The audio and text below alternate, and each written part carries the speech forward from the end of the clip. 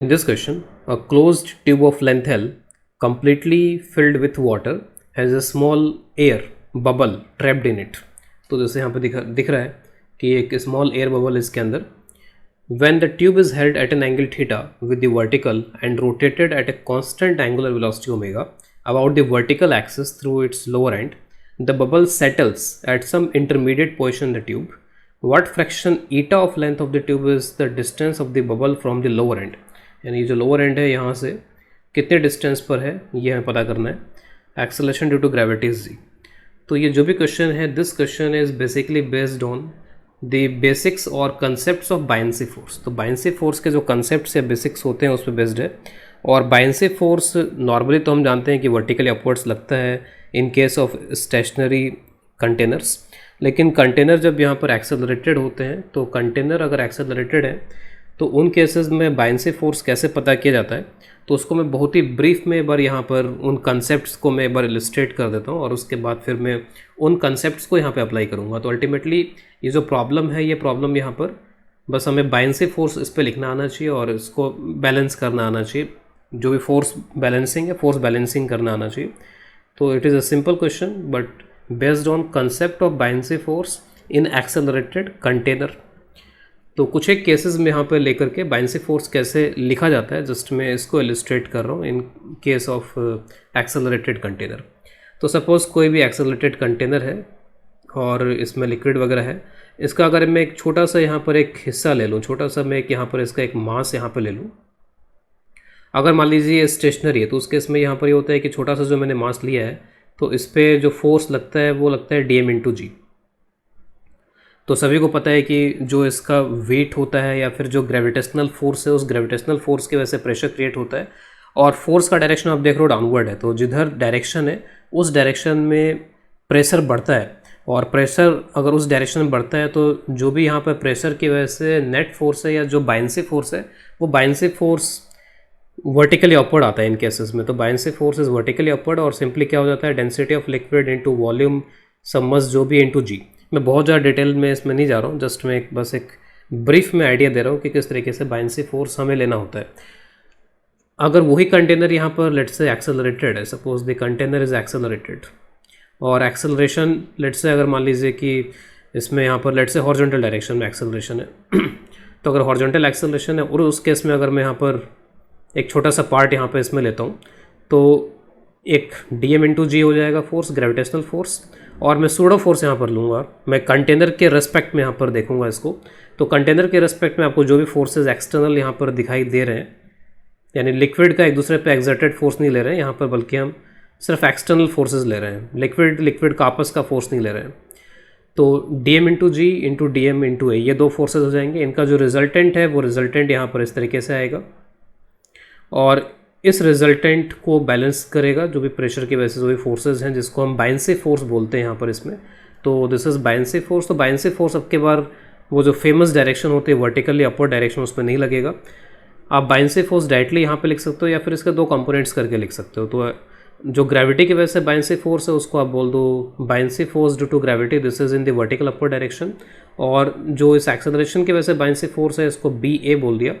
तो जो BA है वो यहाँ पर क्या हो जाएगा, density of liquid into volume submerged, और G के जगह पे यहाँ पर A आ जाएगा.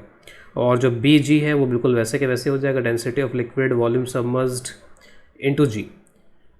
तो जो भी इनका रिजल्टेंट यहाँ पे किस डायरेक्शन में आ रहा है यहाँ पर, तो बेसिकली जो यहाँ पे ये डायरेक्शन वगैरह बन रहा है वो डायरेक्शन आप देख सकते हो.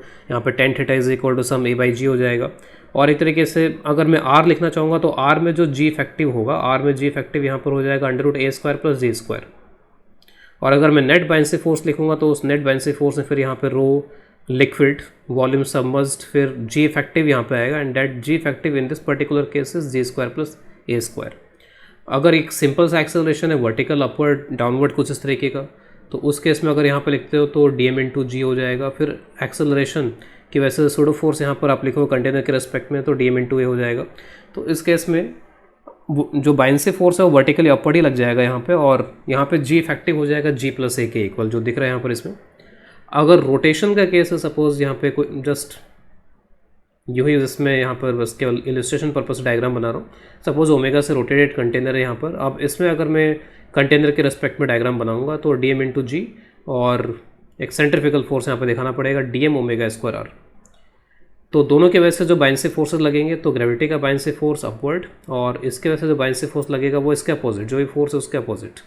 तो this is due to rotation B R की वैल्यू में हम यहाँ पे ज़्यादा इंटरेस्टेड है फिलहाल यहाँ पे अकॉर्डिंग टू दिस क्वेश्चन। तो अगेन वही density of liquid into volume submerged जो भी है, और एक्सेलरेशन की जो जगह है आपके बार वो किसने ले रखी है यहाँ पे, omega square into are.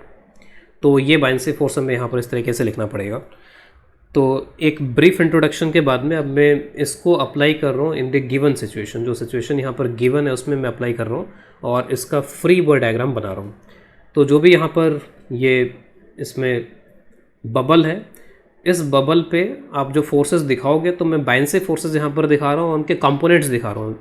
Net बाइंसी force को ऑब्जर्व करना मुश्किल हो जाएगा, तो सिंपली हम यहाँ पे क्या करते हैं, इसे कंपोनेंट्स दिखा देते हैं, उनको एनालाइज करना भी आसान होता है कंपोनेंट्स को। तो एक तो बाइंसी फोर्स हो जाएगा वर्टिकली अपवर्ड डायरेक्शन में, तो this is the buoyancy force in the vertical upward direction, जिसको हम ग्रेविटी की वजह से बाइंसी फोर्स यहाँ पर बोल देंगे। और क्योंकि सेंट्रीफ्यूगल फोर्स आउटवर्ड डायरेक्शन में हो जाएगा टुवर्ड्स राइट, तो इसके वजह से जो बाइंसी फोर्स लगेगा, that buoyancy force will be like this. So this is the buoyancy force due to this rotation omega angular velocity. तो इनके नाम यहाँ पर लिख देते हैं, this is buoyancy force due to gravity and this is buoyancy force due to this rotation. अब मैं इसका इक्विलिब्रियम लिखना चाहता हूँ, मैं लिखना चाहता हूँ इसकी इक्विलिब्रियम की इक्वेशन, इसमें मैं नेट फोर्स जरूर करना चाहता हूँ इस बबल के ऊपर। तो इसका mg हमें लेने की ज़रूरत नहीं है, क्योंकि इसका mg होगा ही नहीं, क्योंकि this is just an air bubble, एक एयर बबल है। लिक्विड के प्रेशर की वजह से जो फोर्सेज यहाँ पर लग रहे हैं वो फोर्सेज ही बाइंसी फोर्स होते हैं। तो लिक्विड की वजह से लगने वाले जो बाइंसी फोर्स, जो भी प्रेशर फोर्सेज हैं, उन्हें हमने बाइंसी के फॉर्म में यहाँ पे लिख दिया है। इसके अलावा जो कंटेनर या जो भी यहाँ पे ट्यूब की वॉल है, उस वॉल की वजह से फोर्सेज लग रहे होंगे, और वो फोर्सेज यहाँ पे सरफेस के नॉर्मल डायरेक्शन में लग रहे होंगे, जैसा डायग्राम में लग रहा है यहाँ पे। तो उन फोर्सेस को मैं यहाँ पे नहीं ले रहा हूँ, मैं यहाँ पे क्या कर रहा हूँ कि जो ट्यूब की लेंथ है, उस लेंथ के अलॉन्ग यहाँ पे फोर्सेस बैलेंस कर रहा हूँ। I am just balancing the force along the length of the tube, बस इतना ही करना है हमें यहाँ पर इसके इक्विलिब्रियम के लिए। तो along the length of the tube, इस पे forces we have to balance. तो अब इनके कंपोनेंट्स यहाँ पे कर लेते हैं। तो let us do the components of this two forces. तो जो ग्रेविटेशनल बाइंसी जो यहाँ पर एक, जिससे जो मैंने यहाँ पर रिप्रेजेंट कर रखा है, उसका कंपोनेंट्स यहाँ पे कुछ इस तरीके से आ जाएगा। तो that component is like this. जो बी जी है, उस बी जी का कंपोनेंट यहाँ पर ये आएगा, इसको नाम दे देंगे अभी क्या आएगा। और जो बी आर है, बाइंसी ड्यू टू रोटेशन, तो उसका जो कंपोनेंट है वो कंपोनेंट इस डायरेक्शन में आएगा। और ये साफ साफ दिख रहा है कि दोनों कंपोनेंट यहाँ पर अपोजिट हैं, बस अब हमें इन दोनों कंपोनेंट्स को इक्वेट करना है, ठीक है। For the equilibrium along this length, इस लेंथ के अलॉन्ग इसका कोई मूवमेंट ना हो, ये इक्विलिब्रियम में रहे, उसके लिए हमें यहाँ पर इसको बैलेंस कर देना है। तो अब एंगल वगैरह हमें यहाँ पे थीटा दिया हुआ है, तो आप देख सकते हो डायग्राम के थ्रू कि जो बी जी है यहाँ पे, उसका कंपोनेंट यहाँ पे क्या आ जाएगा, क्योंकि ये एंगल यहाँ थीटा बनने वाला है, तो this is obviously B G cos theta. और फिर बी आर का जो आएगा वो सिंपली यहाँ पे हो जाएगा बी आर साइन थीटा। तो just equate this two components, तो B G cos theta is equal to B R sine theta. तो let us write B R sine theta, this is equal to B G cos theta. What are the values of B R and B G, just we have to write. तो इसके लिए हमें लिखना पड़ता है density of the liquid. तो density of liquid volume submerged, तो completely submerged एक तरीके से, तो आप वी लिख दो जस्ट इसके जगह पे, वो कैंसिल हो जाएगा दोनों साइड में, इट डजंट मैटर। तो density of liquid volume submerged into that acceleration, तो एक्सेलरेशन के जगह पे यहाँ पे आता है ओमेगा स्क्वायर इंटू आर। लेकिन आर यहाँ पे कैसे आएगा, तो आर के लिए आपको अब ये पूरी जो डिस्टेंस है, ये डिस्टेंस यहाँ पे लेनी पड़ेगी। तो you have to take this distance, और ये जो डिस्टेंस है, ये डिस्टेंस इस डायग्राम में, तो उसके लिए मैं यहाँ पर ऐसा करता हूँ कि ये जो यहाँ से इस एंड से डिस्टेंस है, जैसे यहाँ पे ईटा कैलकुलेट करना है हमें यहाँ पर, तो ईटा इंटू एल मैंने ये डिस्टेंस अज्यूम कर लिया यहाँ पे बबल का, इस एंड से डिस्टेंस, और फिर ये डिस्टेंस हो जाएगा eta L into sine theta according to the trigonometry. तो अब यहाँ पर लिख देते हैं इसको। तो ओमेगा स्क्वायर और आर, एक्सेस से डिस्टेंस जो आर है वो आर यहाँ पे हो जाएगा ईटा एल साइन थीटा। एक साइन थीटा ऑलरेडी यहाँ पर पहले से आ रहा था, तो उसको लिखना पड़ेगा। तो sine theta B G is simply density of liquid volume submerged into G, this is B G and cos theta. तो density of liquid into v will be cancelled from both the side and we will get the value of eta as required in the question. तो यहाँ पे ये value जो है वो हो जाएगी g cos theta divided by, देख लो आप क्या क्या टर्म यहाँ पे बन रहे हैं इसमें, तो this is omega square L sin square theta.